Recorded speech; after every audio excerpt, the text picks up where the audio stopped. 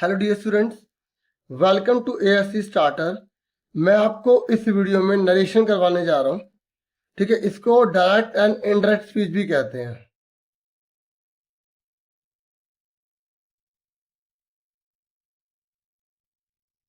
ठीक है, इसको हम रिपोर्टिंग स्पीच भी कहते हैं। ठीक है, तो तीन नामों से जानी जाती है। रिपोर्टिंग स्पीच के नाम से भी जानी जाती है। ठीक है, तो इसके मैं आपको पहले रूल बताऊंगा, फिर मैं आपको ये करके दिखाऊंगा। ये चाहे 10th क्लास हो, 9th क्लास हो, 7th हो, 11th हो, तो इनमें ये क्वेश्चन 2 से लेकर 4 नंबर तक का आता है। ठीक है, या तो इनडायरेक्ट को डायरेक्ट बनाने को आएगा, या डायरेक्ट को जो है इनडायरेक्ट बनाने को आएगा। ठीक है, ये देखो, ये क्वेश्चन ऐसे आए हुए ना, जैसे ये लिखा राम सैड, ये राहुल सैड, दे सैड, ऐसे वाले क्वेश्चन जो है ना, ये होते हैं नरेशन में। ठीक है, डायरेक्ट स्पीच। ठीक है, इस तरीके के क्वेश्चन होते हैं। ऐसी अगर हम यहाँ पे और पेपर्स देखें अलग अलग क्लासेस के, जैसे 9th का भी है, तो आप देखेंगे ये क्वेश्चन अलग अलग फॉर्मेट में आते रहते हैं। 11th क्लास में भी अगर आप देखेंगे तो इस तरीके से आपको क्वेश्चन वगैरह मिलेंगे। ठीक है, तो बहुत आसान तरीका मैं लेकर आया हूँ। जो कॉम्पिटिटिव एग्जाम देना चाहते हैं, अगर वो भी इस वीडियो को देखेंगे ना, तो उन्हें भी बहुत बेनिफिट मिलने वाला है। ठीक है, तो देखिए, रूल नंबर 1, सबसे आसान तरीका करवाऊंगा मैं। रूल नंबर 1, अगर वो प्रेजेंट टेंस है, अब हमें कैसे पता चलेगा वो प्रेजेंट टेंस है?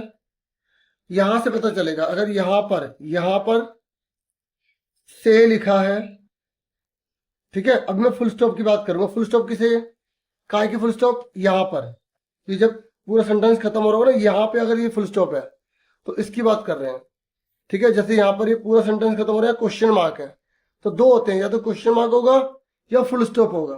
तो रूल नंबर 1, प्रेजेंट टेंस में फुल स्टॉप वाला, अगर से लिखा है, अगर से लिखा है, अगर से टू लिखा है, अगर से टू लिखा है, तो उसको किस में कन्वर्ट करना है, ये रूल नंबर 1 होता है। तो अगर से लिखा है तो उसे से ही रहने देना है, शेष है तो उसे शेष ही रहने देना है। अगर टू लिखा आ गया तो इसका बन जाएगा टेल, अगर एस लगा तो हो जाएगा टेल्स। ठीक है, क्लियर हो गया अच्छे से? रूल नंबर 1 अभी चल रहा है, रूल नंबर 1। ठीक है, तो ये प्रेजेंट टेंस में हो गया फुल स्टॉप। ठीक है, दूसरा रूल है क्वेश्चन मार्क। क्योंकि रूल है, हम कौन सा मैथ कर रहे हैं, इसी में कर देते हैं। रूल ही तो सिखा रहा हूं। तो अगर क्वेश्चन मार्क आए तो से का क्या होगा, आस्क हो जाएगा। ठीक है, अगर शेष लिखा आ जाए तो आस्क हो जाएगा। ठीक है, अगर से टू लिखा आ जाए तो आस्क हो जाएगा, और अगर शेष टू लिखा आ जाए तो भी आस्क हो जाएगा। ठीक है, क्लियर हो गया? रूल नंबर 1 क्लियर हो रहा है? अभी क्या था, प्रेजेंट टेंस था, मतलब ये प्रेजेंट में थे। अगर पास्ट में हो जाए, देखो ज्यादातर जो नरेशन आती है ना, वो पास्ट में आती है। पास्ट मतलब जैसे यहाँ सैड लिखा है, सेकंड फॉर्म लिखी है ना। ठीक है, देखो सारा पास्ट में दिया है। अगर हम इसमें भी देखें तो यहाँ पर दो जने बातचीत कर रहे हैं, लेकिन यहाँ लिखा है नहीं, सैड वगैरह नहीं लिखा ना। तो अब हमें कैसे पता चलेगा वो पास्ट है प्रेजेंट है? तो हमें आगे हिंट दे दी इन्होंने, देखो ये लिख दिया, सेकंड फॉर्म लिख दिया ना, दो जनों के बीच बातचीत, ये आंसर लिख दिया। पहला जो स्टेप है ना, रूल नंबर 1, इन्होंने सोल्व करके दे दिया यहाँ पर। अगर यहाँ पर ये लगाया होता, ये अगर ये लगाया होता तो वो प्रेजेंट होता। ठीक है, लेकिन सेकंड फॉर्म लग गई तो पास्ट है। तो रूल नंबर 1 पहचान में आना बहुत ज्यादा जरूरी है। रूल नंबर 1 से ही सेंटेंस हमें देखना है, पास्ट में करना है, प्रेजेंट में करना है। ठीक है, अब पास्ट में अगर कैसे पता चलेगा, सैड लिखा आ जाए या फिर हमें रूल 1 का आंसर दिया होगा, उस समय हिंट मिल जाएगी। ठीक है, अगर सैड लिखा आ जाए, जैसे यहां पर इस पेपर में यहाँ सैड लिखा है, तो क्या करेंगे? अगर फुल स्टॉप है तो क्या करेंगे? क्वेश्चन मार्क है तो क्या करेंगे? सैड है या सैड टू है, दो ही होते हैं इसमें। सैड है तो सैड ही रहेगा, सैड टू है तो वो टोल्ड हो जाएगा। कुछ बच्चे समझ भी गए होंगे कि सर जिस तरीके इसमें हुआ वैसे इसमें भी हो रहा है ना। अगर सैड है तो क्या होगा, आस्क्ड हो जाएगा। जैसे यहां पर देखो, से का से था, लेकिन जब क्वेश्चन हुआ तो आस्क बन गया। ऐसे सैड का सैड है, है ना, लेकिन क्वेश्चन मार्क तो सैड का आस्क्ड हो गया। अब देखो यहाँ पर हमें हिंट मिल गई थी ना आस्क्ड, तो हम समझ गए ये पास्ट रूल है ना। तो आपको ये पता होना चाहिए प्रेजेंट रूल है पास्ट रूल है। 90% जो क्वेश्चन आते हैं वो पास्ट रूल के आते हैं, क्योंकि प्रेजेंट रूल अगर आ जाता है ना तो आगे का सारा सेम उतर जाता है, बस थर्ड रूल अप्लाई होता है, फोर्थ रूल अप्लाई बहुत कम होता है इसमें। 4 रूल है इसमें, सुन रहे मेरी बात। अब यहाँ पर अगर सैड टू लिखा आ गया तब भी यहाँ पे आप आस्क्ड ही लिखोगे, ठीक है। तो ये रूल नंबर 1 क्लियर हो गया, अच्छे से समझ में आ गया। अब आ जाइए रूल नंबर 2 पर, ठीक है। तो ये हमारा था रूल नंबर 1, अब हम करेंगे रूल नंबर 2। देखिए रूल नंबर 2 पढ़ने जा रहे हैं हम। रूल नंबर 2 है कि इन्वर्टेड कोमा की जगह क्या लगाना है। ये देखो जैसे यहाँ पे इन्होंने ये आंसर कर दिया है, क्या कर दिया है, आंसर कर दिया है, हमें इसे डायरेक्ट में बदलने के लिए कहा है, ठीक है। और यहाँ पर देखो ये लिखा है इन्वर्टेड कोमा, तो इन्वर्टेड कोमा को जब हटाते हैं तो यहाँ क्या लगाते हैं, जैसे यहाँ पे इन्होंने डेट लगाया, क्योंकि अगर हमें पहले सीधा आएगा तो हमें उल्टा करना भी आ जाएगा, ठीक है। जैसे अगर आपको एबीसीडी आती है, एबीसीडी सीधी आती है, अगर सीधी आ गई तो उल्टी भी आपको आ जाएगी, Z Y X W T S R Q P O, इस तरीके से आप उल्टी भी कर लोगे, हाँ या ना। अब इन्वर्टेड कोमा के लिए क्या लगाएंगे, वही क्वेश्चन है, या तो फुल स्टॉप होगा या क्वेश्चन मार्क होगा, ठीक है। अगर फुल स्टॉप है तो फुल स्टॉप या तो आएगा अफर्मेटिव की वजह से, अफर्मेटिव, ठीक है। अफर्मेटिव जैसे पॉजिटिव सेंटेंस हो गया या नेगेटिव हो गया। जैसे पॉजिटिव मतलब इसमें हाँ बोलना है या सिंपल बात बोलना, जैसे आई रीड बुक, और नेगेटिव जिसमें I do not read book, तो इसमें नेगेटिव आगे नोट लग जाता है ना इसमें, ठीक है। तो ये फुल स्टॉप वाले होते हैं, क्या होते हैं, फुल स्टॉप वाले। तो इसमें क्या लगाएंगे, इन्वर्टेड कॉमा में अगर फुल स्टॉप आ जाता है और वो अफर्मेटिव सेंटेंस है तो आपको वहां पे दैट लगाना। जैसे यहां देखो इन्होंने आंसर में आंसर करा तो दैट है ना, क्योंकि इसका मतलब ये फुल स्टॉप वाला था। तो जब हम इसको वापस उल्टा करेंगे तो इन्वर्टेड कॉमा जब लगाएंगे इसमें तो फुल स्टॉप वाला लगाएंगे, ठीक है। सुन रहे मेरे भाई, जैसे अगर मान लो ये है यहाँ फुल स्टॉप है ना, तो यहाँ क्या लगेगा, दैट वाला आंसर आएगा। इसका अगर आंसर करेंगे तो दैट वाला आंसर आएगा। ये देखो ये देखो,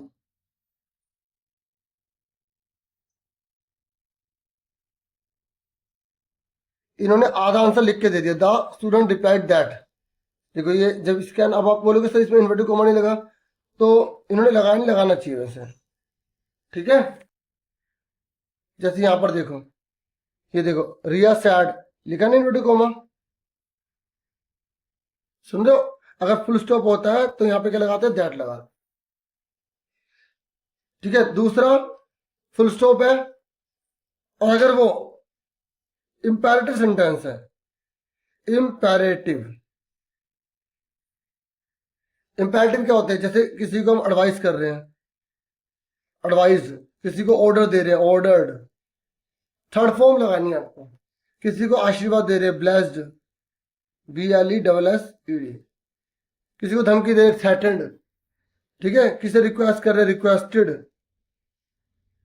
इस तरीके से अगर वो इंपेरेटिव सेंटेंस है, ठीक है, इंपेरेटिव समझ आ गया, तो वहां पर आपको इन्वर्टेड कोमा की जगह टू लगाना है, और जो सैड वगैरह है ना, सैड वगैरह उसकी जगह आपको ये लगाना है।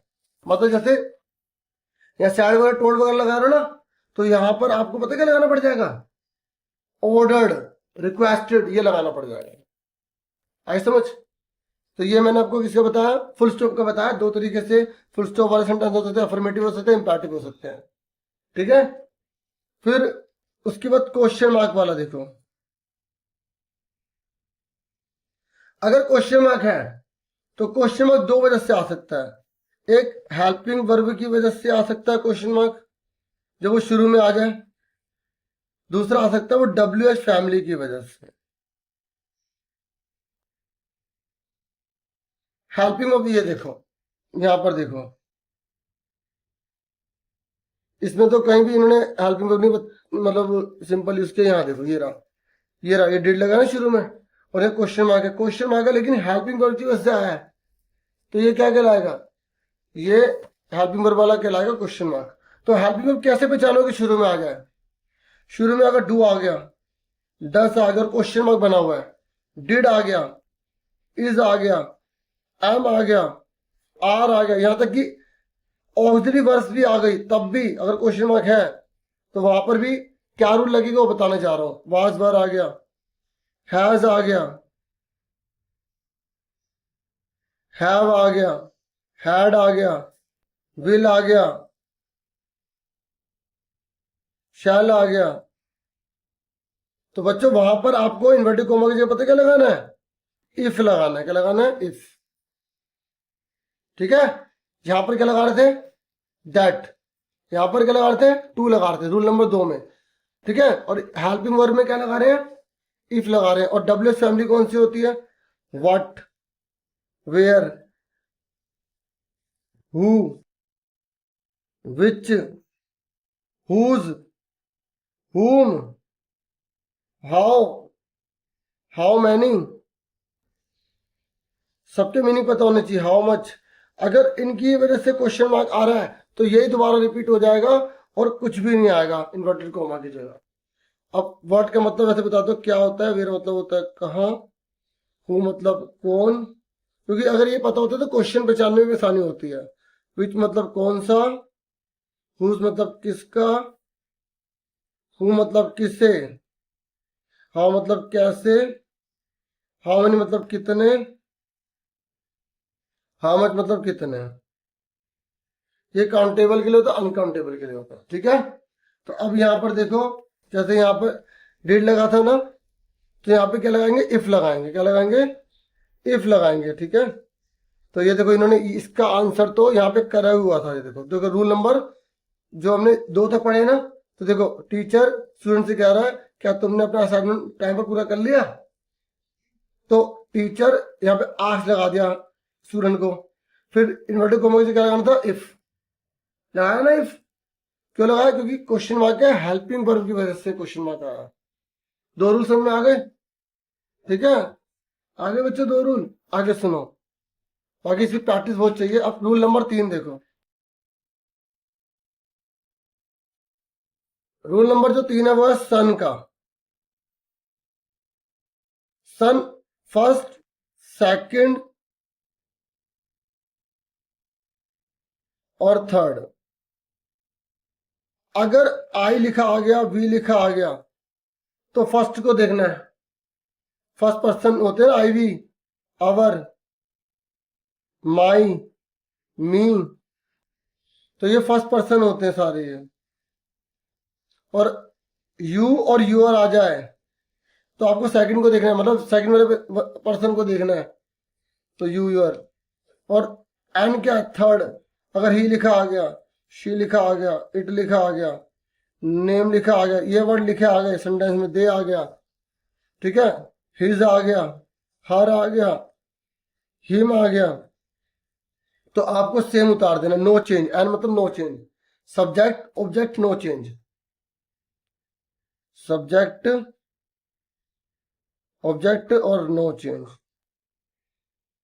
अब देखो मैं आपको बता रहा हूं क्या बताना चाहता हूं। देखो इन्होंने आंसर करा हुआ नहीं, तो यहां पर ये सब्जेक्ट है, यू आया लिखा, क्या है इनमें, अगर ये लिखे आ रहे हैं, यू लिखा है, तो यू लिखा है तो सेकंड को देखना है। सेकंड में कौन है, टीचर किससे बात कर रहा है, सेकंड में कौन है। अगर ये इसकी लाइन है टीचर की, सेकंड में कौन हुआ, स्टूडेंट हुआ, तो स्टूडेंट लड़का है लड़की है। अगर लड़का है तो यहाँ पे ही कर देंगे, और लड़की है तो शी कर देंगे। इस तरीके को चेंज करना आना चाहिए, मतलब जो यहाँ लिखा है उसके अकॉर्ड। जैसे यू लिखा है तो सामने वाले को देखना है, ये तो अगर उसकी हिंदी समझ में आ रही है तो वो यू सामने वाले से बोल रहा है ना, तो सामने वाले को देखो, लड़का लड़की है। अब यू लिखा है तो सामने वाले को देखना है स्टूडेंट, तो हिज कर दिया। जब शुरू में ही लगता है, बीच में अगर योर वगैरह आए तो ये पॉजेसिव होते हैं, पॉजेसिव अधिकार, तो वहां पे हिज लगाते हैं। और लास्ट में होता है तो ऑब्जेक्टिव लगता है, हिम लगता है। देखो इस रूल से थोड़ा अलग से रूल है, मैं एक चीज थोड़ा सा बता दूं। ठीक है, ये देखो थोड़ा सा आपको बता दूं, एक होता है सब्जेक्ट, एक होता है ऑब्जेक्ट और एक होता है पोजेसिव। ठीक है, तो आई क्या सब्जेक्ट, तो इसका ऑब्जेक्ट होगा मी। पोजेसिव क्या होगा इसका, माई, मेरा है, अधिकार। या तो इस बच्चे को सेंटेंस का मीनिंग क्लियर हो जाए तो अधिकार के हिसाब से वहां पे मी नहीं लगाएगा, आई नहीं लगाएगा, माई लगाएगा अगर अधिकार की बात आती है तो। ठीक है, वी आएगा, ऑब्जेक्ट होगा तो अस लगेगा, लेकिन अगर अधिकार वाली लाइन आ गई हमारा तो और लगेगा। ये छोटे छोटे रूल याद होना चाहिए। ही का हिम होता है, लेकिन अधिकार वाला है तो हिज होता है, कि उसका होमवर्क। इस तरीके से शी आ जाए तो क्या आएगा, हर, और ये दोनों सेम आते हैं, इसमें कंफ्यूजन ही नहीं हो। दे का क्या होगा, दे का दाम होगा और यहाँ पे देयर हो जाएगा। ठीक है, इट जानवर वस्तु पक्षी के लिए लगाते हैं तो इट का यहाँ पे इट रहेगा, लेकिन पोजेसिव में इट्स हो जाएगा। और नेम का तो नेम तो बदलता ही नहीं है ना। ठीक है, नेम मतलब किसी का नाम हो गया।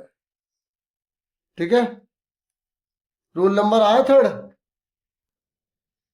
ठीक है, तो अब जैसे यहां पर देखो, देखो I will come to the party, तो सैड के सैड लिखेंगे, फुल स्टॉप लिखा है तो यहाँ पे दैट लग गया, rule number 2। Rule number 3, I कौन है, रिया।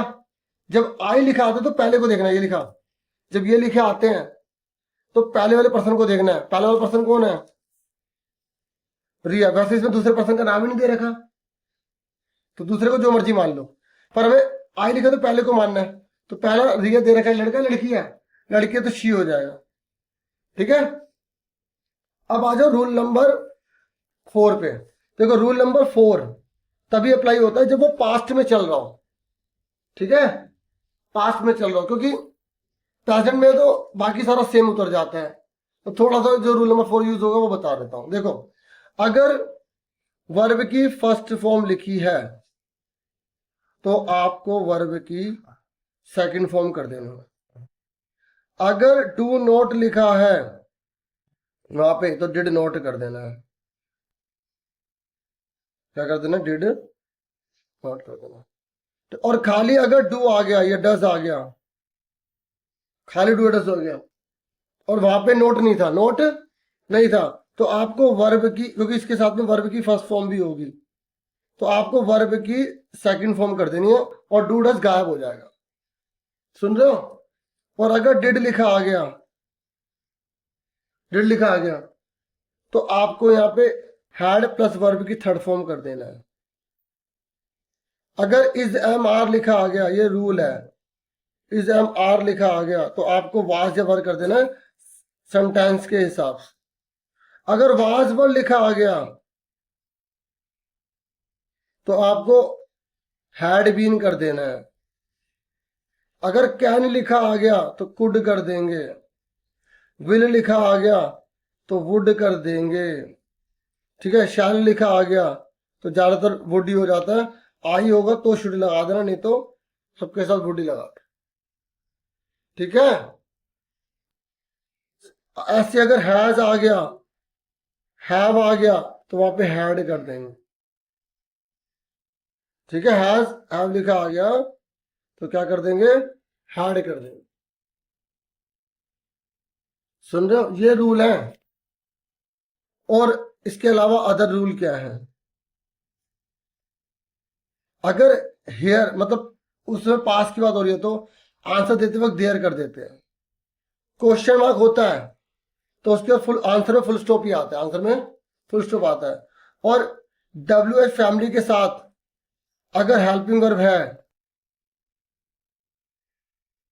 तो आंसर में डब्ल्यू एच फैमिली सब्जेक्ट और हेल्पिंग वर्ब बाद में चली जाती है।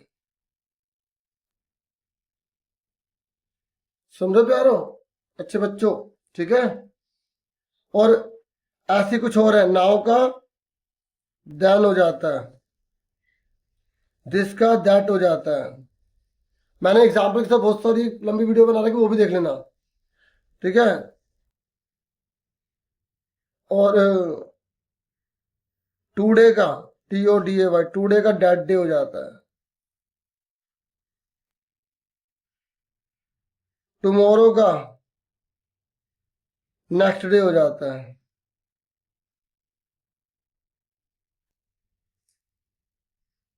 यस्टरडे का प्रीवियस डे हो जाता है।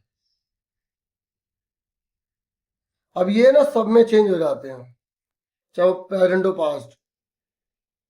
ठीक है, ये इतना ही था, समझ में आ गया। अब फटाफट इसके एक अदर एग्जांपल वगैरह देख लो।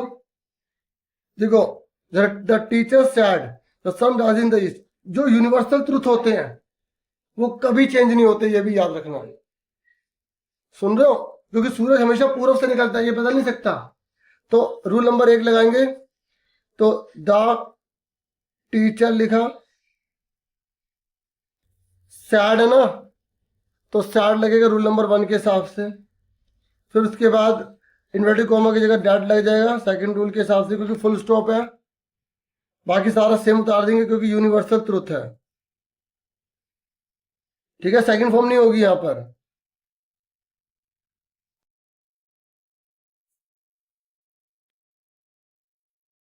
कह रहा है कि सुमैया और स्मृति है, वो कन्वर्सेशन कर रहे हैं, बातचीत कर रहे हैं। तो सुमैया कह रही है, can you teach me how to sing, क्या तुम मुझे सिखा सकती हो कि कैसे गाना गाना है। तो स्मृति कह रही, yes I will come to my singing club tomorrow, कि कल मेरे सिंगिंग क्लब में आ जाना।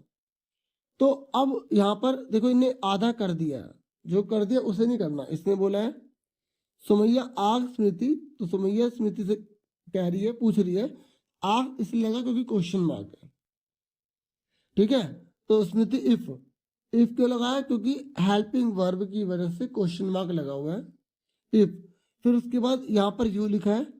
अब यू कौन है, स्मृति। अगर आपको चीज समझ नहीं आता कि सर कैसे कर रहे हैं, तो आगे आप वीडियो को देखना, उसे पूरा कंसेप्ट समझा रहा हूँ। ठीक है, जिनको आता है उनके रिवीजन के लिए शुरू का पार्ट हो जाएगा, जिनको बिल्कुल नहीं आता उनके लिए पूरी वीडियो हो जाएगी। ठीक है, तो यू कौन है, स्मृति लड़के, तो शी हो जाएगा।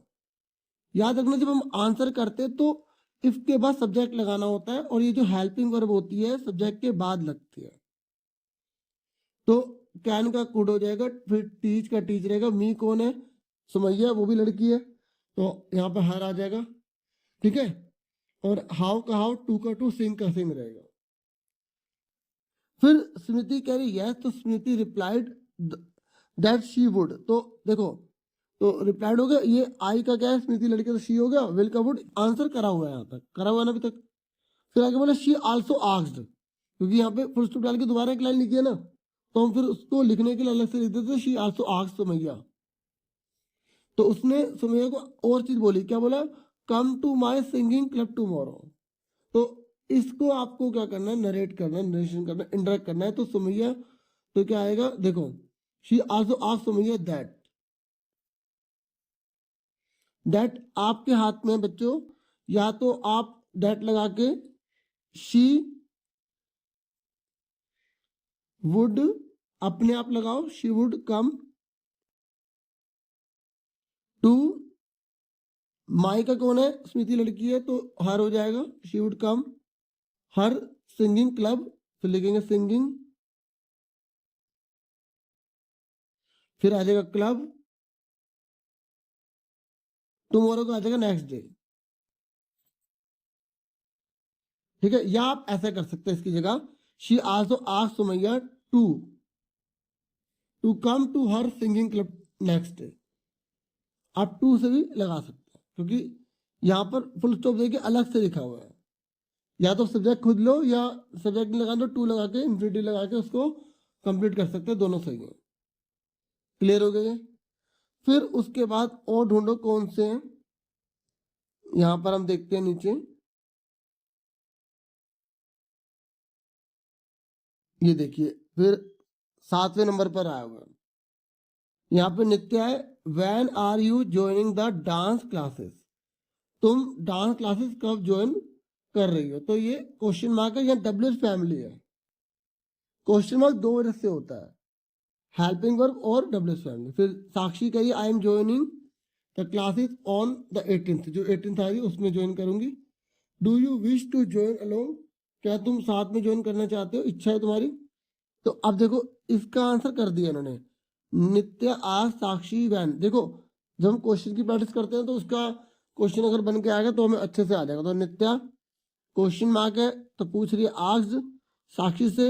जब डब्ल्यूएस फैमिली आती है तो डब्ल्यूएस फैमिली उतर जाती है वहीं पर सेम। तो ना तो इफ लगाते ना टू लगाते ना दैट लगाते। इफ लगाया, लेकिन मैंने क्या कहा था, जब इफ आ जाता है या दैट लगता है तो उसके बाद हमेशा सब्जेक्ट लगाते हैं, पर यहाँ वैन आया तो वैन के बाद भी सब्जेक्ट लगेगा क्योंकि क्वेश्चन मार्क का फुल स्टॉप बन जाता है। उसके बाद अब देखो यू कौन है, साक्षी लड़के, तो शी और आर का बाद में वास बन जाएगा। ठीक है, ये देखो शी और आर का बाद में आएगा वास। ज्वाइनिंग द डांस क्लासेस, ये लिखा हुआ था आंसर। फिर Sakshi replied that she was joining the classes on the 16th, ये भी सारा लिखा हुआ है, यहाँ पे गलत लग गया, 18 आएगा। ठीक है, do you wish to join along, इसका करना शी फर्दर आस्क्ड, इसका करना आंसर हमें। तो शी फर्दर आस्क्ड, अभी डू कौन है, हेल्पिंग वर्ब है, तो यहाँ पे लगाएंगे इफ। यू कौन है, यू कौन है यहाँ पर, नित्या, कौन है, नित्या, तो वो भी लड़की है तो क्या आएगा, इफ शी, शी, उसके बाद डू का क्या हो जाएगा, अगर नोट होता तो हम लिखते डिड नॉट, लेकिन अगर डू है तो वर्ब की सेकंड फॉर्म कर देंगे और डू को गैप कर देंगे। If she wished to join along, full stop लगा देंगे। समझ में आ गई? अब एक और देख लेते हैं, ये देखो ये आया 9वें नंबर पर। My friend said to Deepak, have you ever been to Agra, यहाँ लिखा ना रिपोर्टर स्पीच, तो यहाँ पर कैसे आंसर आएगा, माई फ्रेंड सैड टू दीपक, यहाँ पे हेल्पिंग वर्ब कैसे क्वेश्चन मार्क है, माई फ्रेंड लिखेंगे, सैड टू की जगह आस्क्ड आ जाएगा, फिर दीपक लिख देंगे। ठीक है, फिर क्वेश्चन मार्क है ना यहाँ पर, तो क्वेश्चन मार्क आएगा तो क्या लगाएंगे, इफ, क्योंकि हेल्पिंग वर्ब की वजह से। पर इफ के पास पहले सब्जेक्ट लगाएंगे, यू कौन है, दीपक लड़का है तो ही आ जाएगा, ही। ठीक है, ही, हैव का क्या हो जाएगा, हैड, एवर का एवर, बीन का बीन, टू का टू, आगरा का आगरा, फुल स्टॉप का फुल स्टॉप आ जाएगा। समझ में आ गया? देखो मैंने इन 3 के आंसर आपको बताए हैं। ठीक है, और एक और है चौथा, मतलब 4 आ रही है नरेशन। ठीक है, अब चौथे का आंसर देखते हैं फटाफट। देखो 4 है ना, तो 4 में से 3 में तो एमसीक्यू में नहीं देगा, एक दे दिया एमसीक्यू में, तो इसी में आंसर छाटना है। तो यानी कि mother, why are you late from school Amit, तो mother asked Rohit why was he late from school, ये ना गलत छप गया यहाँ पे, वाई ही वास आएगा। चलो ये तो क्वेश्चन में हमें दिक्कत नहीं है, लेकिन पेपर में बिल्कुल सही से आएगा। आप ये मत सोचें कि यहाँ दे दे वहां गलत दे देंगे, ऐसा नहीं है। तो Rohit replied that while coming from school, देखो कई बार आप सोचते हैं ना कुछ एक्स्ट्रा चीज लगा देते हैं तो उस पर टेंशन मत लेना। तो replied that while coming from school, ये लिखा हुआ है, टू बस स्टॉप लिख दिया। अब इसका करना है, इसका करना है, तो बताओ क्या आएगा। आई कौन है, रोहित लड़का है, ही आएगा, सब में ही लिखा है। ऐसा क्वेश्चन तो काटने वाला करना। अब यहां पर लिखा है स्लिप्ड, जब वर्ब की सेकंड फॉर्म आती है तो आंसर करते वक्त हैड प्लस थर्ड फॉर्म लग जाती है। अब ये पता होना चाहिए, आप आगे की वीडियो देखोगे ना, भले स्पीड से देख लेना, आपको सारा रूल पता लग जाएगा।